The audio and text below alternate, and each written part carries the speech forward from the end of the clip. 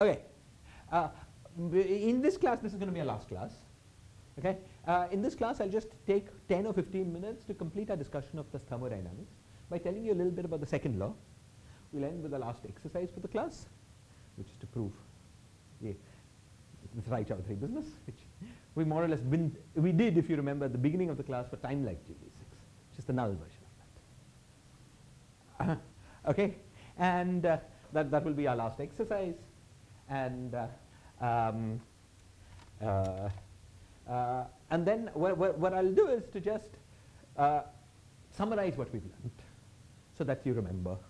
So this is just a winding up class. Okay, but first let's finish our discussion of black hole thermodynamics. Okay, you remember that what we found was that ds, we had Tds was equal to dm minus omega. I'm calling this omega h. This is what we in previous classes called omega r plus, just to emphasize that it's constant. Omega plus dj. We found that just using the expressions for the entropy. So this, we found this expression when we identified S is equal to A by 4. T is equal to, what was it? Kappa by 2 pi. And M, all the others we knew. When we made these identifications, we found this relation. There was, of course, an ambiguity of putting part of the constant in S and another part of the constant in T. But as I explained to you, we could fix that ambiguity by going to Euclidean space, like looking at the periodicity of the time set. Let me do that once more, just for the case of the Schwarzschild black hole, just so that you remember it. Okay, we've done this once, but I'll do it once more now because it's more pertinent. Consider the Schwarzschild black hole, which is ds squared is equal to minus dt squared f of r plus dr squared by f of r plus r squared d omega t squared. Okay. Now we look at this black. Okay. What I do is to move to Euclidean space, which means I make this plus. And then I look at this metric and ask, well, I know that f goes to z. This is a Euclidean metric when f is positive, and there's some nonsense when f is negative, because it switches signature. Okay, it goes from being 4, 0 to 2, 2. Okay, we don't want to. We in Euclidean space, we don't want to give reality to signature switching. So we want our space to end at r is equal to rh. We want r to be greater than rh. Okay? But we don't want to just declare that space ends at r equals rh. We want this to happen in a natural way. We want the whole space for r greater than rh to be a nice Euclidean manifold. How can that be? So what special thing happens at r is equal to rh? Well, first the coefficient of dt squared goes to 0. Second, the coefficient of dr squared goes to infinity. Clearly something special is happening there. 0 perhaps we can learn how to deal with, but we don't want to deal with infinity. So let's see. So what we do now is that the next is the following. Suppose we take f of r and we expand it around r is equal to rh. So f of rh plus f prime of rh times r minus rh.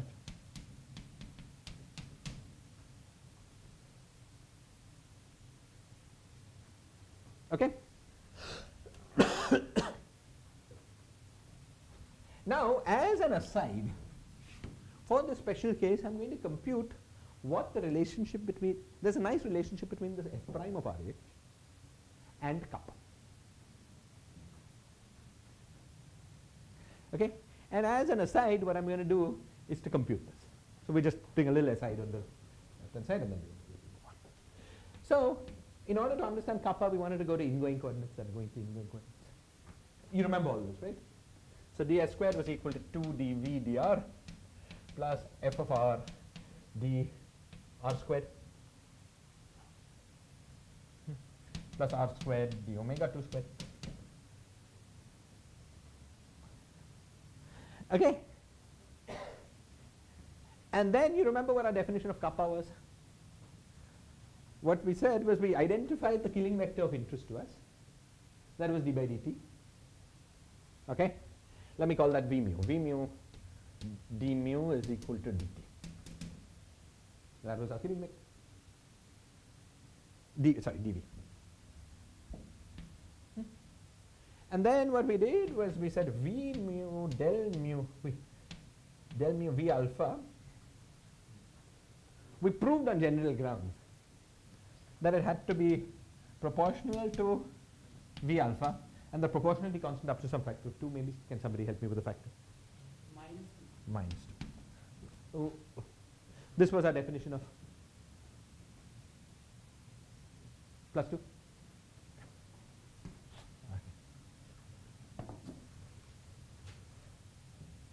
Okay. This was our definition of kappa. Now what I'm going to do is, for the case of the Schwarzschild black hole, just simply evaluate it. There was no 2? I'm sorry. No 2. Thank you. Thank you.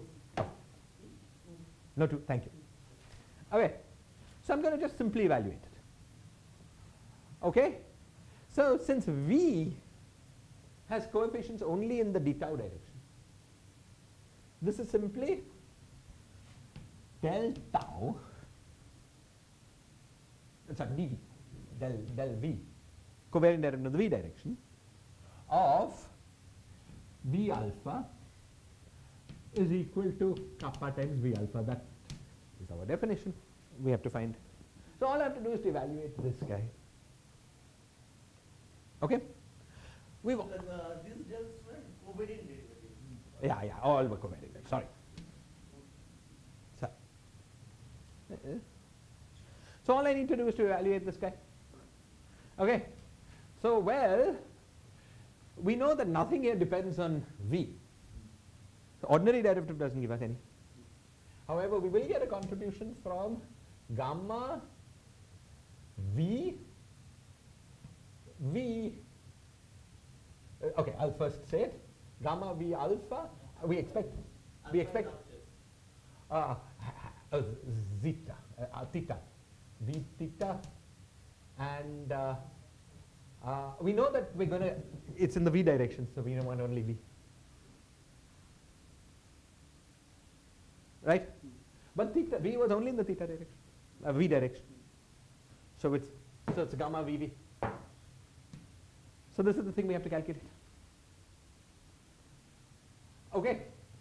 But we're doing this calculation at r is equal to rh. So this is gamma v zeta, and then by 2, and then there are 2 factors that are equal. No, all 3 are equal. No. This one is zeta. Sorry. There's a factor of del zeta GVV with a minus, and then there is plus 2 GV zeta V. But nothing as a V derivative. So this guy is not there. Now, what about this? Well, there are 2 reasons that this can be only R. First, because the only thing that things only have R derivatives. Second, because the only non-zero component of GVR, GV, anything was GVR. Okay? And so we get minus minus, now this GVR, was it 1? Probably just 1, right?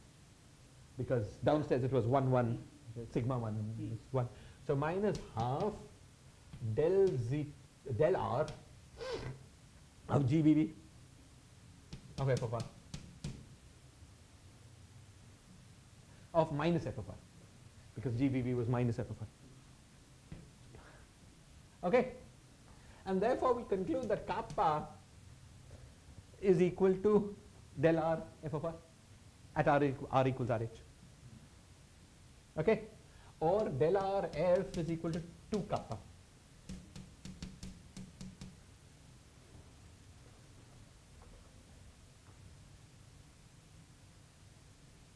Okay?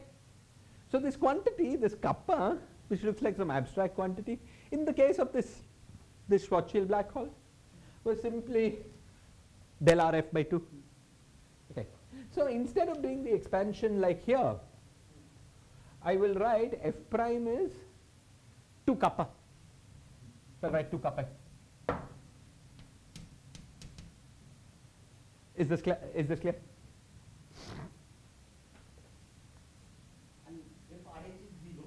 And if RH is 0. And FRH is 0, exactly. Now FRH is 0, so we have f of r is equal to 2 kappa times r minus RH, and we'll keep only to this order. Okay. So now we take this metric and expand it. So we have ds squared is equal to dt squared into 2 kappa r minus RH. Let's call r minus RH, I'll call that x.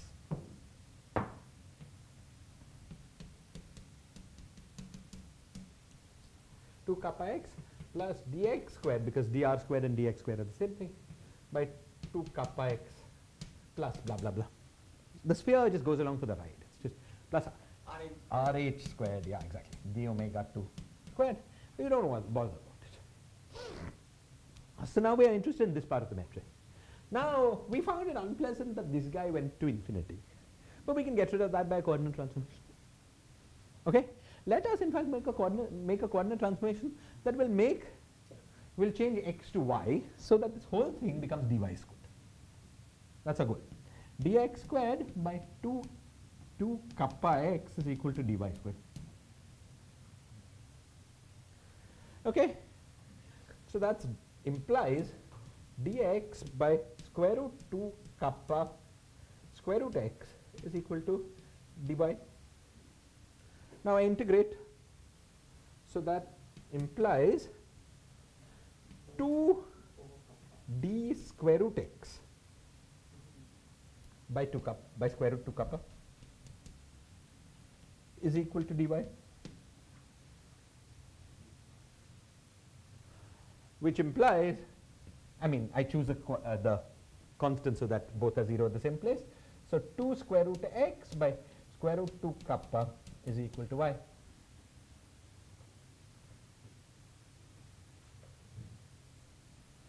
Is this clear? Okay. Now I just put that in. So x is equal to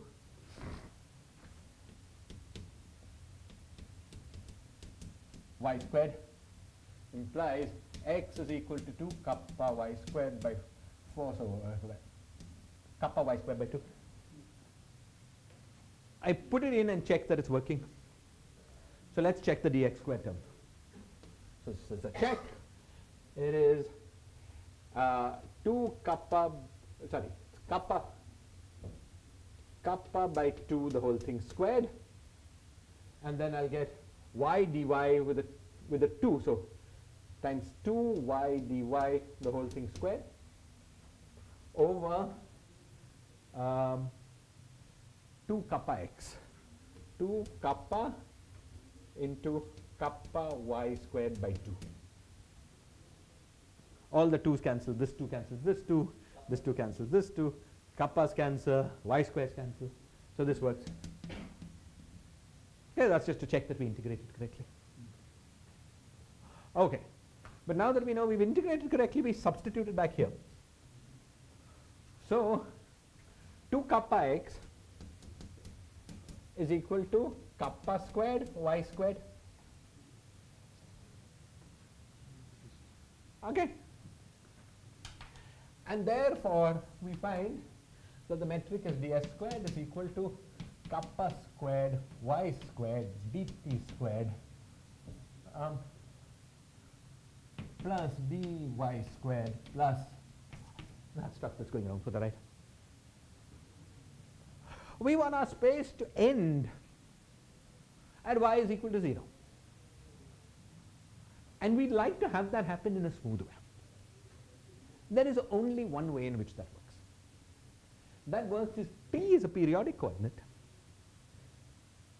whose periodicity, such that the periodicity of kappa times t is 2 pi. Because if the periodicity of kappa times t is 2 pi, then we defined kappa times t is the angle phi. Okay, so we put kappa times t is equal to phi, and this is equal to y squared d phi squared plus dy squared, simply the metric of R2 in polar coordinates. But this works, this is correct. This identification makes sense only if this is a periodic coordinate, because phi is a periodic coordinate with periodicity 2 pi. And therefore, this only works if t has period t plus 2 pi by kappa, because kappa times t is periodicity 2 pi.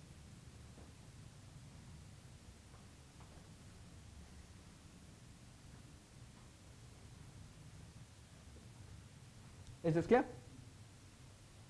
Okay. Now, why is this relevant?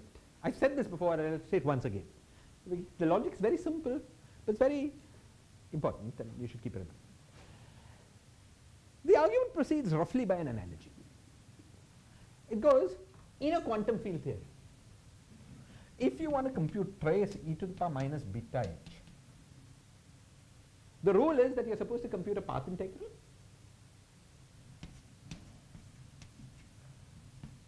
e to the power minus s Euclidean, using the Euclidean action of the quantum field theory on a manifold.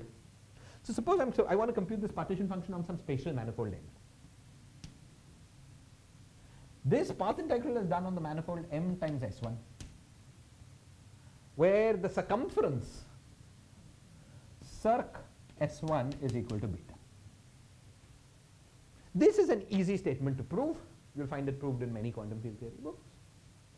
And it's simply the Feynman-Hibbs idea. You take this object and you insert complete sets of states in between. The fact that you have minus beta here rather than I tells you that you have to use the Euclidean action. The fact that you have beta rather than time tells you that you have to go over time of beta, so the circumference of the circle has to be beta. And the fact that you have a trace tells you that whatever you start with, you also end with, and that's why it's a circle. Okay, so this I'm not going to try to prove more systematically than I've sort of motivated. Now this is a simple thing that when you learn path integrals, it's not even a statement of quantum physics, quantum mechanics. Okay, it's a general statement. Okay, that is easy to prove and is very useful. Now we don't know the rules for gravity. Let's say we don't know the rules for quantum gravity, but let's suppose that at least in some semi-classical approximation, similar rules apply. What could the rule be for gravity? We want to do some path integral or some, since we're doing it semi-classically, some solving of the Einstein's equations, but with periodicity in time. That's what we would do in a field theory. In a field theory, what we would do is take the manifold and make it periodic in time. Provided it can be done. Provided in a field theory, you can always do it. You can study a quantum field theory on any manifold. No, but in general, any space-time, any gravitational theory, you may not admit time. Yeah, absolutely right. So let's try it. What is the analogous rule in gravity? You might think that what we want to do is to study solutions of gravity where you've got a spatial manifold, let's say R3 times S1. But if you're doing that, then you're not specifying a path integral because you specify the configuration. You see, the problem is that in gravity, unlike in a quantum field theory, geometry is the configuration. So if I tell you what geometry I want to do the path integral on, I've frozen the theory. I've got nothing left to do. So this can't be the right answer. Now, the rule that we believe is correct, certainly it's correct in the ADS safety concept, is the analog rule in gravity is that you're not supposed to freeze that the manifold is whatever m times or R3 times S1 everywhere. But you're supposed to freeze that this is the case asymptotically far away. Because that part does not fluctuate. That's a boundary condition. And then Einstein's equations fill out whatever is in the middle. So the rule, let us hypothesize, Turns out to be true, at least in many special examples. Hypothesize that the rule for computing gravity at finite temperature is to go to Euclidean space, as we've done, and then look for solutions that at infinity asymptote to flat space in space times time, but time is a circle of periodicity beta, where beta is 1 over the temperature that you want to put the gravity theory in. I want to find the solutions of Einstein's theory that have this property. Afterwards, I'll try to correct these solutions by doing path integral around. So first I need the classical solution as a starting point for a path integral. Can you find such a solution of Einstein? That beta temperature will be also seen from the infinity. I mean, where is the time? The time is dynamical like everything else, but it is frozen at infinity. At infinity, t is a circle, the time coordinate is a circle of length. Clear? Okay. So now the first thing that you might, now it could be that you have many solutions. In the case that you've got many solutions, you look for the dominant one, the one with the dominant action, the dominant set. Okay? So, one solution is staring you in the face. It's what we first started. Take R3 times S1. This is a flat solution, so R mu nu is equal to 0. No problem. It's a solution of Einstein's equation. It's very boring. You compute the action on it, you'll get 0. You'll compute the energy, you get 0. You compute the entropy, you get 0. Nothing's happening. Also Schwarzschild and the other black. Yes. Now you can ask, is there another solution? Now we have one more solution which is much more interesting. And that is the Euclidean Schwarzschild black. You see, in this solution, we've taken the solution and made T periodic with a particular periodicity. So, if we're interested in computing the gravitational theory with temperature, inverse temperature beta, we can only look at the Schwarzschild solution such that 2 pi by kappa is beta, and therefore 1 over T is 2 pi by kappa, and therefore T is kappa by 2 pi. So this is equivalent to putting the system in a canonical ensemble? Correct. You're looking for a configuration of Einstein gravity that will dominate the canonical ensemble at a particular temperature T. And we find that it will work. A black hole solution will work, will contribute to the ensemble, provided kappa by 2 pi, provided T, which is the, we're trying to solve a problem. Somebody's given us a problem. Says, find the saddle point of Einstein gravity at temperature T. You scan over all the possible black holes in your problem. And the only black hole that works is the one with kappa by 2 pi equals T. Because every other black hole, if you tried to make it a saddle point, would have a singularity at R is equal to RH, like a conical deficit. But this one is just a nice smooth manifold. If the rules of your game are that only nice smooth manifolds contribute, then fixing T, there is a unique black hole that contributes. And the relationship is kappa by 2 pi is equal to T. From here. The rule is we have first fixed the time circle and to be periodic with 2 pi by kappa, and then we are trying to understand what is the metric on the cylinder, on the surface of that cylinder type. We are trying to find all solutions of Einstein gravity With that time. which are smooth and at infinity go to this time circle period. One such solution is this black hole, but only if T is chosen to be kappa by 2 pi. Is this clear? So does the Euclidean gravity already encode some holography? Because we are already forgetting about the interior of our black hole is not there in our metric, but yet we are getting information and some sort of information about the interior of the black hole. Yeah, that's a great question. Sounds like. It somehow knows that, yeah, the inside of the black hole is not even there in Euclidean. Yeah. It's not even sensitive to the interior degrees of freedom. Yeah, it's just not there. In the Euclidean manifold continuation of the black hole, the inside's gone. It's true. And yet, The Euclidean theory knows about the free energy. I told you about the temperature. Something you can do, though it requires to do it with care, is to also evaluate the Euclidean action. Which will be the same. The Euclidean action will give us the free energy. Yeah. Because it's trace e to the power minus beta h. From which we can read off the entropy. Okay? So one of these two rules we've already derived. Now once we know this number, oh I've rubbed it out, but A had better, S had better be A by 4 pi if it's going to obey the first law. But you can just directly check it by using Euclidean rules to compute the free energy and see what you get. Okay? So this already the first law and these considerations suggest you should associate a particular temperature and a particular entropy with black holes. But now I'm going to tell you about something even more interesting. And that is this.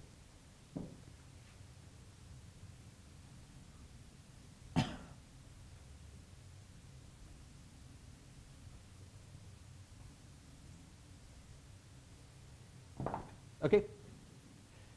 Now, if we are going to seriously associate entropy with the area of the event horizon, then many things should be true. One of the things that should be true is that the event horizon, I mean that the second law of thermodynamics should work. That's one of the things that should be true. Okay? Now this looks a bit complicated because there's one source of entropy, that's black hole. There may be entropy inside a hot gas. Well, you could wonder, is there, and that's sort of a bit hard to take care of. It's not impossible, it's a lot of work. But it's a bit more dirty. You could wonder, is there some nice statement within classical general relativity that reminds you of the second law? Okay? And then maybe turns into a real second law. Okay? And there's an incredible statement, I'm going to review it. Okay, I'm just going to review in broad terms, and proving it will be an exercise. We've already done an analog with time-like. Okay. Let me remind you that about the event horizon of the black hole. Now, so far when we've talked about black holes, we've talked about stationary or static black holes. Because we find explicit solutions, and that's all we could do. But of course, a genuine black hole is formed in a process. It wasn't always there. It was some dynamical process. Or let's say you have a black hole, then you throw a planet into it, let's say. And it goes down, and then it settles down again. Black holes aren't always at rest. They're dynamical objects, just like anything else. This piece of chalk can be at rest, but it can also move around. It can vibrate, it can break. Okay? Similar things with black holes. Okay. So I'm now going to tell you about a result that pertains to dynamical black holes, and therefore, and so is even more amazing. Let us remember that the event horizon of a black hole was a very special manifold. The event horizon of a black hole was a manifold which consists of the union of a set of null geodesics. Okay, these null geodesics are generated by the generator, as we've discussed many times. Now, I'm going to use a very particular set of coordinates adapted to I'm going to just study just the submanifold, which is the event horizon, and use a very specific set of coordinates on that. Let YA be coordinates that label these geodesics. And let lambda be any coordinate, not necessarily affine, on the geodesics. Since I've said nothing about what lambda is, clearly whatever I tell you must have symmetry, and the lambda goes to f of lambda YA. I can redefine lambda in an arbitrary way, geodesic by geodesic. Nothing I say will matter, we'll care about this. Okay. So in these coordinates, I'm going to ask what is the form of the metric restricted just to the event horizon, not the full d-dimensional metric, but the d minus one dimensional metric on the event horizon. Okay. Now let's think. ds squared will in general take the form HAB dya dyb plus some zeta a dya maybe 2 with a d lambda plus maybe some c d lambda square.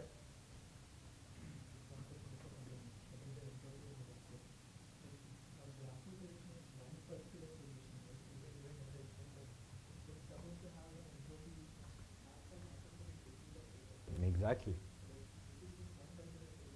Yes, that's why it's so surprising. This is the thing that tells you. If you take this entropy seriously, it tells you that Einstein's, at least in situations containing black holes, the degrees of freedom of gravity are not fundamental, in the sense that they're not the ultimate degrees of freedom. There must be examples, namely configurations of the event horizon, such that one configuration of the metric represents many different configurations of the underlying degrees of freedom. Just like in hydrodynamics, one configurations of the temperature field and the velocity field represents many different configurations of the underlying activity. Why should we think of it as entropy? Okay, firstly, it obeys a first law. Secondly, if you believe my Euclidean arguments, it's forced to. Because if I give you a free energy as a function of temperature, then I can use thermodynamics to compute the entropy. But thirdly, for the reason I'm telling you now. Okay, and I'll give you a fourth reason.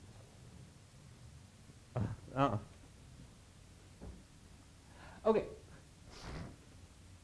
Now, take a look at this metric. Okay. So this is a whole, this is a metric on the submanifold. On the submanifold. So these A's run over d minus 2 coordinates. D minus 2 set of null geodesics on the event horizon. Okay? And these lambdas are run over 1. So it's a d minus 1 dimensional. Okay. But let us remember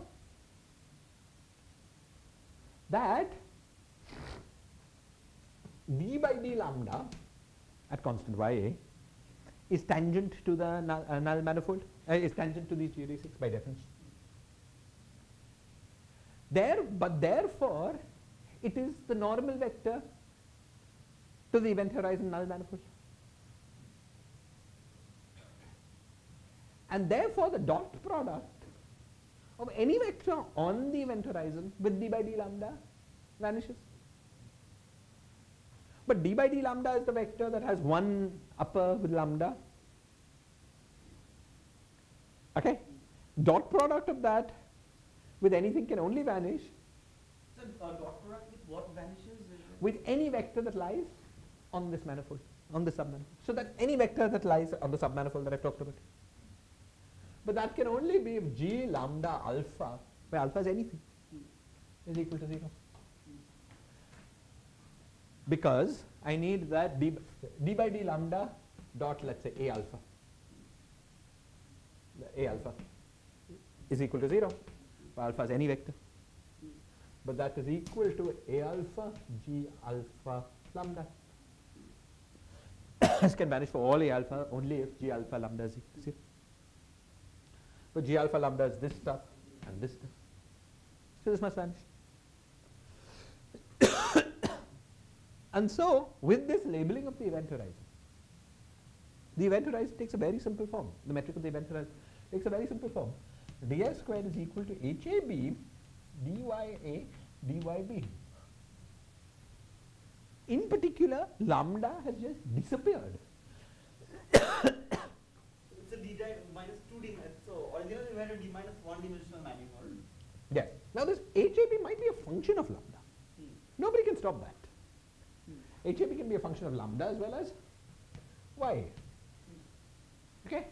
But There's no d lambda in this metric at all.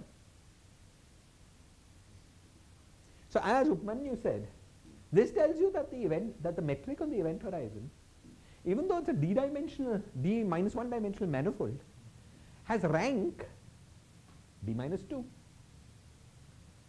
it's a degenerate metric. The determinant, for instance, vanishes. Okay.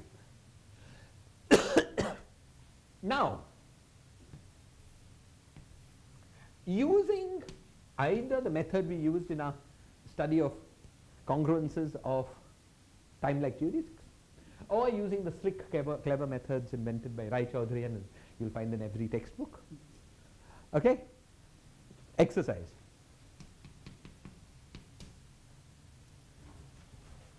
Find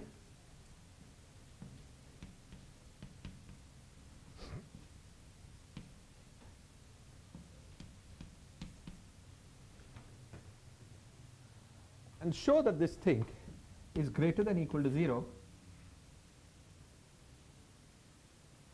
provided the stress tensor. Right. Actually, what's needed here is only a null energy condition. Provided that the stress tensor G mu, K mu, K nu greater than or equal to 0 for all K mu that are time-like or null.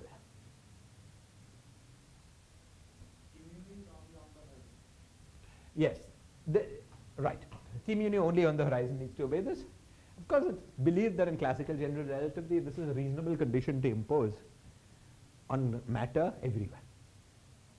It's a condition general relativists often impose on matter, called the null energy condition.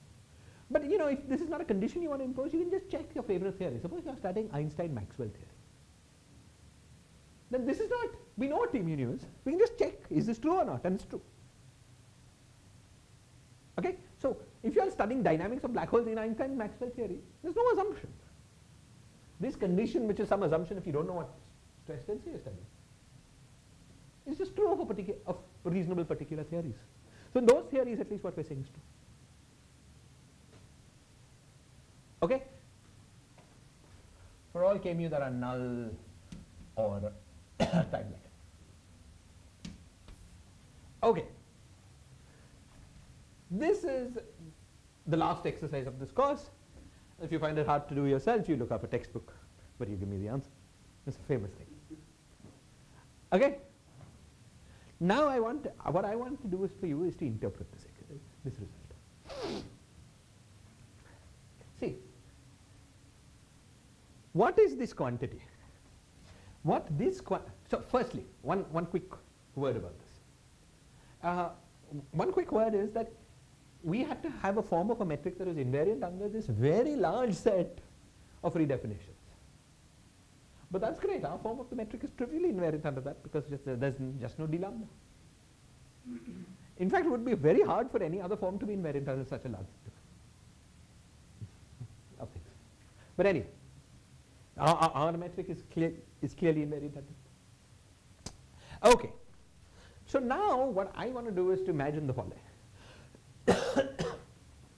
Suppose I've got a little spatial surface, okay, and it cuts a bunch of geodesics. So the geodesics are labeled by YAs, so it cuts some region in YA space at some lambda and along some angle. The first thing that is clear is now what I want to do is to compute. No, this is a constant lambda slice. Good. I could say it's a constant lambda slice. You want to choose any other parameter. But that makes no sense because lambda is completely free. So all I'm doing is cutting it, and it's locally it's always some plane, but I allow the plane to be completely arbitrary. And the question I'm going to ask is, what is the area of this little manifold? Well, in a general metric, you would need to know at what angle you cut it. How do you compute the area? First you compute the induced metric on this slice. And then you compute its determinant and integrate. Okay? But in this metric, there is no d lambda. So who gives a damn about what area, or what angle? The induced metric is just HAB. Do you see? Okay? And therefore, it doesn't matter how you cut it. You'll always get the same area. It matters where you cut it, but not how, what angle you cut it. Okay? And the area is measured by dy, the trivial volume element, times determinant of HAB. So this quantity has a clear interpretation. This quantity is the area density carried in the geodesics that go in a certain range of y's.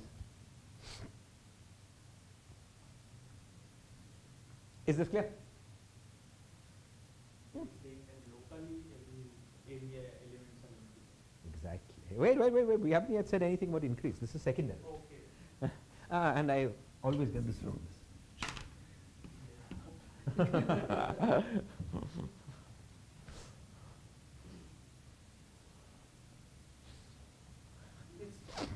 convex or concave. It's this. Okay. Okay. Now, what does this mean? You see, as you just suggested, what we're going to do is to follow a bunch of GDs. Now, I'm going to say, what I'm now going to say is missing out a possible subtlety, which is what's called, what do they call it? Caustics. I'm missing out the possible subtlety of causticking. And a lot of a lot of literature in GR will obsess about this, and it's a thing you should think about. I'm going to ignore that complication because it obscures the main point. It's something that could happen in some funny situation, but it's obscuring the main point. Okay? I'm going to ignore a technical subtlety. Ignoring the technical subtlety, which is basically the fact that they talk about how this manifold need not be a smooth manifold. It doesn't matter. In reasonable situations, what's happening? It's very rare. Okay. Let's ignore it to understand the main point. You see, suppose I've got this bunch of geodesics. I freeze my bunch. It's an infinitesimal bunch. I freeze my bunch, and I try to follow a of lambda, or square root h ab, which is same as. Okay, so I'm going to call square root h ab, I'm going to call it a of lambda, I'm going to try to follow it as a function of lambda. Okay. What? This was square root or simply the determinant? Well, yes. Actually, both, but yeah, but let's actually, no, it's square root for square root. Thank you. Yeah. Okay, so a of lambda is my square root HAB. What I'm going to do is to try to, I want to see what I can say about this thing, plotting it. Okay. Now, in order to see that, what can, suppose I've got a black hole that, either has formed from collapse or is settling down because you've thrown something into it. At late times, which is roughly at late lambda, this black hole should just settle down. What does it mean that it settles down? It means that nothing happens. Exactly. So the area contained between this bunch of geodesics should just settle down. And so, as you said, a of lambda should asymptotically reach some value. Okay. So late times a is doing this. Fine. Now, in order to understand, when something is going constant, its derivative is 0. So let's first plot a dot. A dot is just going to 0 at infinity. Now what else do we know about A dot? We know that its derivative is negative. Negative. Right? Because double derivative of A is single derivative of A dot. And A dot's derivative is increasing. Monotonically increasing. Is negative. So it should be negative earlier. Oh, it should be positive. You see, because it has to reach 0. Oh yeah, it's decreasing. Huh? Right, sorry. Okay, and its derivative. Monotonically decreasing from the positive side. Exactly, exactly. So it must be doing something like this. But what does this mean? It means that A dot must itself be positive. That's the only way that something can decrease and reach 0, if it starts out positive. So at every finite time, A dot must be positive. Okay? So we've concluded that A dot, which is d by d lambda of square root h, is greater than or equal to 0.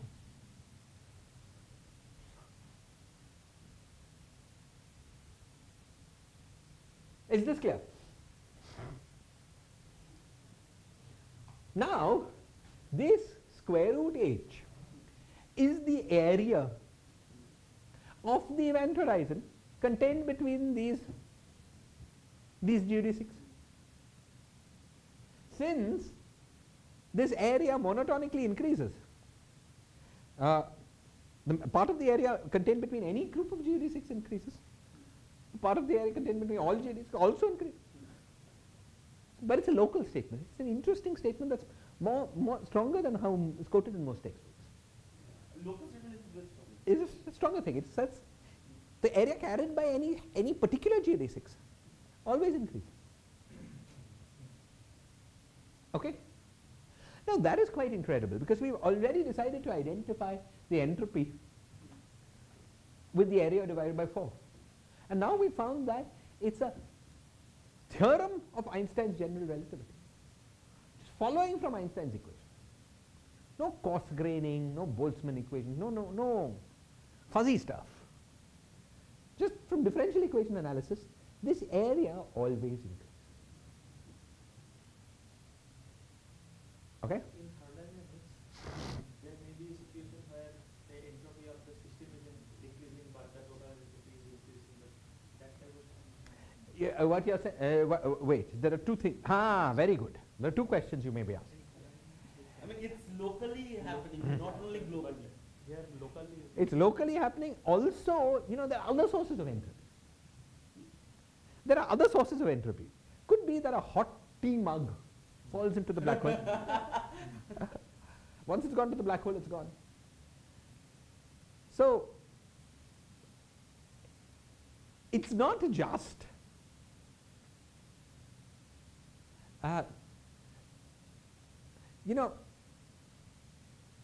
it's not, that represents,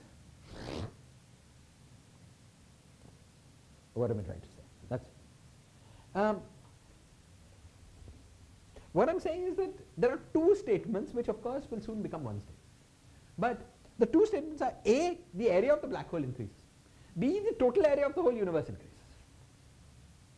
This is only one component of the total entropy of the whole universe.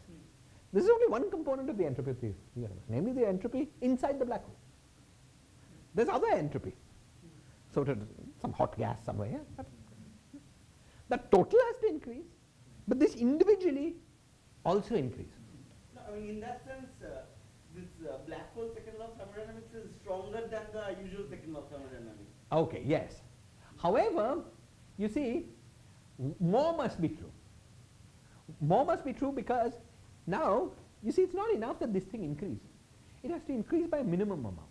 Because if I throw a hot mug into the black hole, as far as the rest of the universe is concerned, that entropy is lost.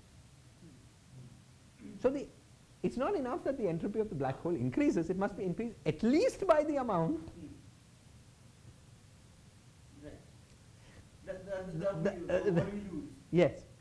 Now there are various theorems of this sort. So these are much harder theorems to prove because Now you have to know how to model the hot mug. You know, what exactly do you want to prove? What in equations do you want? For instance, let's take a very simpler, much simpler process. Two black holes merging. That will increase, there's nothing else around, but that will still increase the area. For that, there's nothing more to prove. That is just, the only entropy is in the black hole area, and that we've just proved, it always increases. Okay? But in more complicated situations, there's more to prove. So, for instance, the following theorem has been proved. Let's suppose I have a perfect fluid interacting with a black hole. Some of the fluid falls into the black hole. Now, in that situation, I know how much entropy to associate with the fluid, provided the equation of state of that fluid obeys reasonable conditions like this. The decrease in entropy from the fluid falling into the horizon is always less than the increase in entropy from the area. I have a question. So it's essential that the null energy condition is satisfied. If there was some exotic matter in the universe, would the area, it could be violated. Could be violated. Okay, and this is sort of important in detailed discussions of everything. Okay, for instance, quantum effects. In a quantum field theory, Casimir energies are negative. Yeah, exactly. Okay, so quantum effects can have things that violate null energy conditions. But you see, everything here is classical. Yeah, obviously the black hole area decreases in radiation. We have to take into account everything quantum mechanically consistently. And we believe, and there's a lot of evidence within study of string theory, that once that is done, it all continues to work. There are many caveats, I won't get into all of that now. Many things you have to think through. Okay? But, yeah. So this is the third reason to believe that the black hole really, this is because quite remarkably, this quantity, whether or not you first decided to interpret it as an entropy, it obeys a Boltzmann H theorem. Do you guys know what Boltzmann H theorem is? Boltzmann set up these equations for molecules colliding, and then in terms of distribution functions of these molecules, realized that his equations implied that a certain quantity built out of these distribution functions always increases. It's quite a remarkable thing because, you know, yeah, okay, we won't get into that, but it's quite a remarkable thing. Okay, now Einstein's equations also obey Boltzmann H theorem.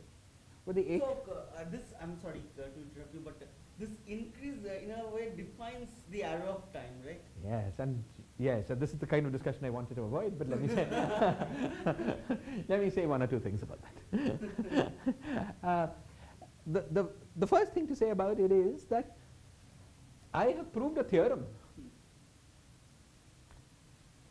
I have proved a theorem about which seems to pick out an arrow of time, but using equations that clearly do not. So you can ask, how can it be? If your starting thing has no other arrow of time, how can the end point? And if you think about it, of course, there are two places in which the endpoint, our argument did pick out an arrow of time. The most crucial one, and what I haven't told you is, of course, we're looking at a future event horizon, not a past event horizon. Okay? And related to that statement is the fact that and this is the key point, we assumed that the black hole would settle down, that A dot will vanish at late times. Had we assumed A dot will vanish at early times, we would have got the opposite result. Okay? And indeed, for any given solution of Einstein general relativity, there is a time reverse solution. The future event horizon will go to a past event horizon, and the future event horizon settling down at late times will map to the past event horizon settling down at early times. So at the level of equations, we have not, you know. However, and this is how it always is, if you make a reasonable assumption, the assumption is that we're interested in future event horizons that settle down. And it's quite an assumption, but you can sort of prove that in appropriate situations, this happens. Okay? Then so you see, It's not like we got this arrow of time from nothing. No way. We put it in some way, but we understand exactly where we put it in. Very reasonable. Not in some smearing. Okay, not like Boltzmann's theorem. This is much better. Okay, this is the first thing. This is the third thing about it. It's this remarkable fact that the second law of thermodynamics follows from differential equations. From the same differential equations that also govern graviton scattering. The same differential equations that allow you to compute, the orbit of the Earth around the Sun. Also, which is entirely, ignoring gravitational radiation, which of course it's not in the same class as this, is an entirely a non-dissipative phenomenon. Right? The Earth goes around the Sun forever. That same equation carries in it dissipative information. This is, in my opinion, a remarkable thing about Einstein's equations. Okay? This thing is an indication of dissipation, and it's a clear indication, in my opinion, that the graviton is not the ultimate degree of freedom. There's a proxy for more fundamental degrees of freedom, because that's how dissipation happens. It's escape of energy from degrees of freedom you see to those that you don't. Okay. The last thing about this, which really put the nail in the coffin, is that Hawking did a calculation. Okay. Actually motivated by trying to disprove such, what he thought of was basically crackpot ideas. Because, this area increase theorem was proved by Hawking. And then Bekenstein came along and used it, among other things, to motivate the suggestion that the entropy, black hole has an entropy proportional to its area. He didn't understand this Euclidean argument, so he wasn't able to fix the coefficient. And this sort of irritated Hawking. He felt it was misusing his beautiful differential equation results. And so he wanted to find this is recounted in one of his books. But he wanted to find a way of disproving this. Well, okay, any undergraduate knows that if something carries entropy, and that entropy is a function of mass, then the thing has to have a temperature, as we've seen. But if anything that has a temperature, according to the Stefan-Boltzmann law, radiates. Clearly, black holes don't radiate, they black. But when you look at it more carefully, it wasn't so clear. Because when you put the h bars into this problem,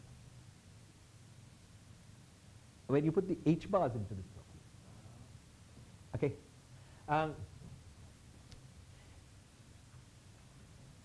the temperature is equal to 2 kappa by 2 pi h bar. Why is that? That is because the normal way we write an evolution operator is e to the power I by h bar s. And so when we carefully go from the temperature to this beta, you see temperature and beta don't have the same units. There's a K Boltzmann also somewhere, which I've set. You do this carefully, you will find that there's an h bar. Also, S is equal to A by 4 pi. S is equal to A by 4, yeah, L, exactly. 4G, and then there's an h bar. When you put in Newton's constant, so on. Okay, what I want you to focus on is the h bar. What this tells you is that in the classical limit, the temperature goes to 0. It is the same thing as the statement that in the classical limit, the entropy goes to infinity. Because temperature is 1 over del S by del E. Okay, E is fixed. If S goes to infinity, then T will go to 0. Okay, and therefore, classically it's consistent that the black hole has no temperature. But quantum mechanically at all h bar, it better have a temperature. So Hawking said, decided, let me do a one-loop calculation. Basically the first quantum calculation of the black hole. I won't do the identification of the temperature from the classical solutions yes. is not the true identification. I mean, we can't say that classically. Well, temperature. from the classical solutions, if you don't do the Euclidean method, we can only identify product of temperature times entropy. Yes, yes. Okay.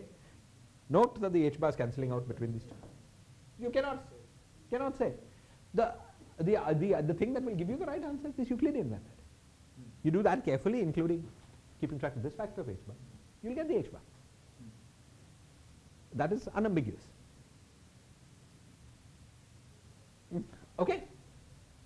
Now, so what Hawking did was to compute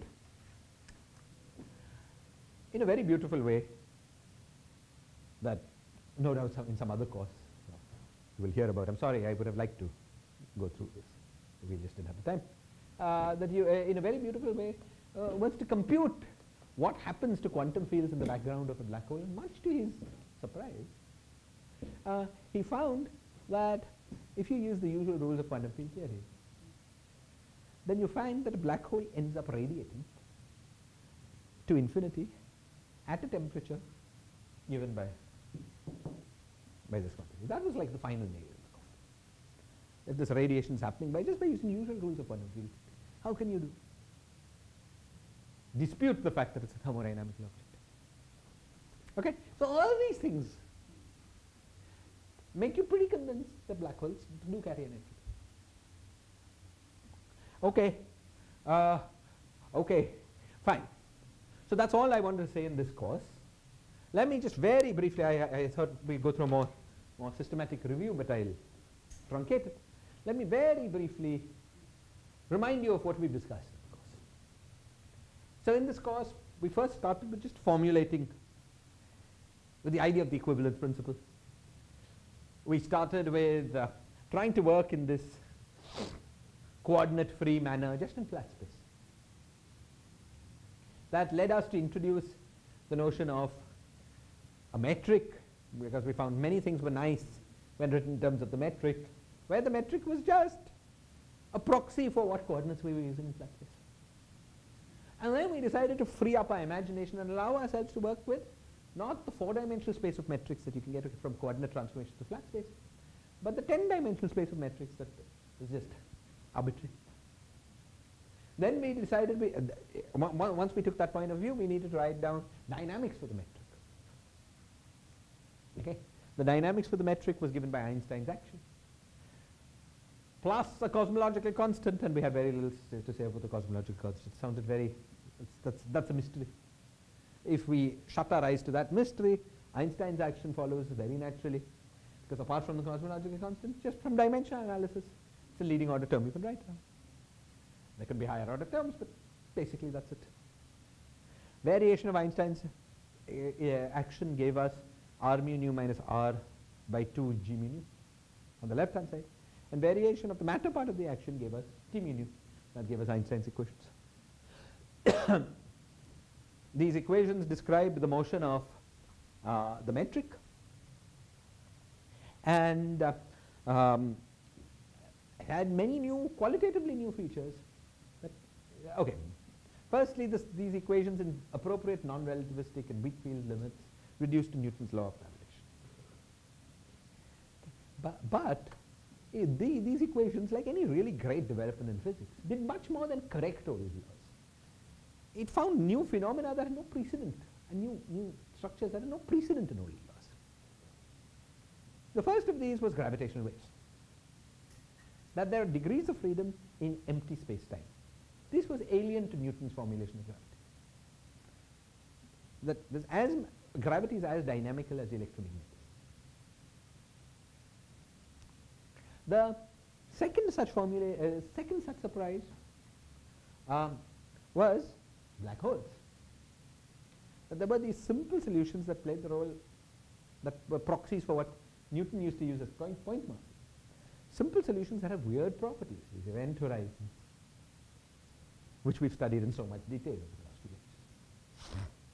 And the third class of things that was the surprise was that Einstein's equations gave dynamics to the universe as a whole, and turned cosmology from a subject that belonged to philosophy to a subject that belonged to physics. Okay, you could try to write down theories for the evolution of the universe as a whole. And just imagine the breadth, the scope of this theory. You know, to apply it to the universe, just imagine that. And you know, it's not speculation anymore. Cosmology is now precision science. Did I quote this quote from, did I tell you about this quotation from Landau? Beautiful thing. Landau was very dismissive. I mean, though you've seen in his book, he's got this nice discussion. He used to regard, of cosmology, he used to regard cosmology as basically a qualitative science. Because the experimental data was so poor at this time. And he once dismissed cosmologists as often in error but rarely in doubt.